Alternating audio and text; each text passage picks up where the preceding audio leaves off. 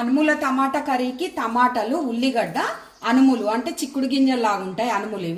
ఇవి ఉడకబెట్టి మనం కర్రీ చేస్తున్నా. 2 విజిల్లు వచ్చే వరకు ఉడకబెట్టుకో. ఉడకబెట్టి ఆయిల్ వేసిన ఆవాలు, జీలకర్ర, కరివేపాకు, ఆనియన్, అల్లం వెల్లిపాయ పేస్టు, కొంచెం పసుపు, టమాటా వేస్తున్నా. ఇప్పుడు అందులోనే మంచి కలపాలి. కలిపేసి మూత పెట్టుకోవాలి.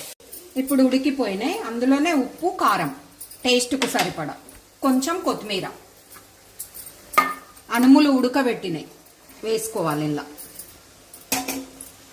మంచి కలపాలి. కారం వేసిన తర్వాత కొన్ని వాటర్ పోసిన, ఒక చిన్న గ్లాసుడు మంచిగా ఇప్పుడు ఉడకనివ్వాలి. ఇప్పుడు రెడీ అయిపోయింది. ఇది మనకు ఇట్లా సర్వ్ చేసుకోవాలి. అనుముల టమాటా కర్రీ రెడీ అయిపోయింది. ఇది అన్నంలోకి చాలా బాగుంటుంది టేస్ట్. మీరు కూడా